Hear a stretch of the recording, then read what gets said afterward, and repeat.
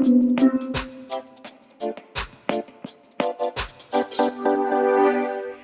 everyone, I'm Karin Wilson Edmonds from Banyan Tribe Wellness and Yoga here in Kingston, Jamaica.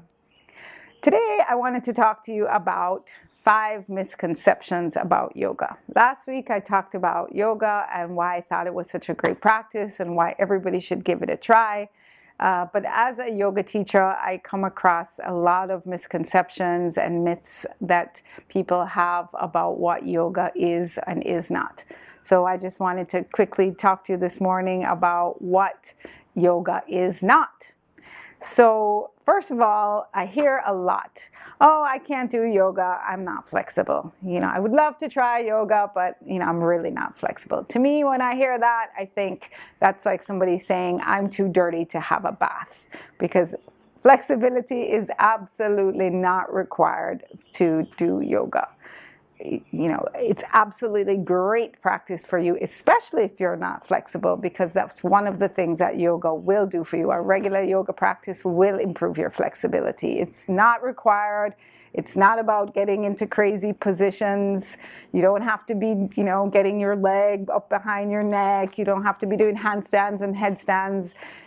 I think the yoga industry has really done a disservice to yoga by marketing yoga that way. You don't have to be doing all kind of crazy positions, perched on the edge of a mountain, looking like you're about to fall over, and fall off a cliff. So no, you absolutely do not have to be flexible to do yoga. As a matter of fact, it is a great practice for people who are not flexible.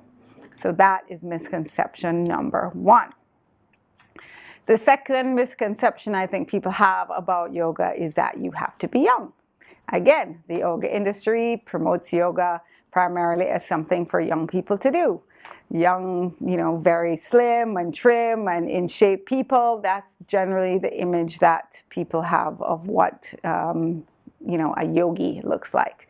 But I'm here to tell you that you absolutely do not have to be a young person to do yoga. It is amazing for you at any age. As a matter of fact, the older you are, I think maybe you get even more benefit out of it, because it's a gentle practice. It's easy on the joints.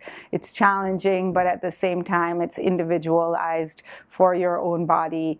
It's not about, running marathons or doing anything overly vigorous. You can tailor it for exactly what you need to do. I teach my parents yoga, they're in their 70s and 80s. My father says it's like his favorite form of exercise. I teach Chariya yoga to 2 other ladies who are both in their 80s.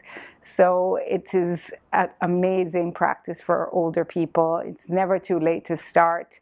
And so, if you're not a young person, please don't feel like you can't do yoga. I mean, it's great to do if you're young too. It's fantastic for kids, increases their concentration, but you don't have to be young to start doing yoga. The third misconception is that when you're in class, you have to do exactly what the teacher says to do. So if the teacher, gives you a cue or a posture, you have to go into that particular position. As a yoga teacher, I always say it's your body, your yoga. You are absolutely supposed to adapt the postures to your body. Modifications are, there are millions of modifications that you can do for different postures. So you don't have to do exactly what the teacher says. You can rest at any time.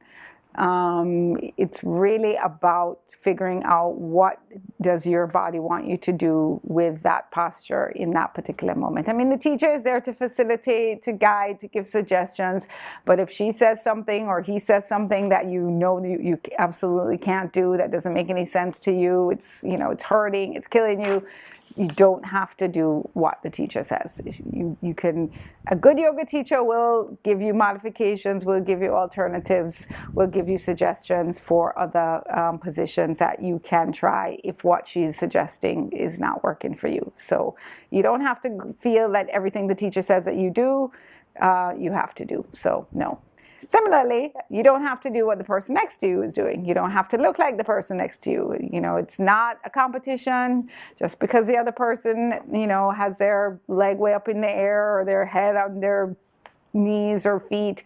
You do not have to get into the shape of the person next to you or anybody else in that room. I mean, when I practice, I often close my eyes because I don't want to get into my competitive mindset where I'm thinking, oh, you know, look at that person over there, you know, look how beautiful they look in their posture, and I can't even, you know, bend forward 2 inches. It's not a competition. It's not about getting into a particular shape. It's, as I said, it's an individualized practice. It's meant for you to do what you need to do for yourself in that moment. So lastly, and this I get a lot also, yoga is not a religion. As I mentioned before, it can be a spiritual practice for some people. Meditation can be a spiritual practice, but it doesn't have to be. A practice of deep breathing can simply be what it is, a practice of deep breathing. It's not about, you know, worshiping a god or, you know, treating yourself as if you were a god. No, it's not a religion. I mean, yoga was started thousands of years ago as a spiritual practice, yes, as a way of getting in touch with the divine, but it doesn't have to be. I mean, for many people, that's what it still is, but it doesn't have to be. You don't have to believe that, you know, it's a spiritual practice for you to practice yoga. Again, as I said, yoga can be whatever you want it to be. So there you are. Those are 5 misconceptions about what yoga is not. Please, if you have any questions or feedback or comments, let me know. I'm happy to answer them.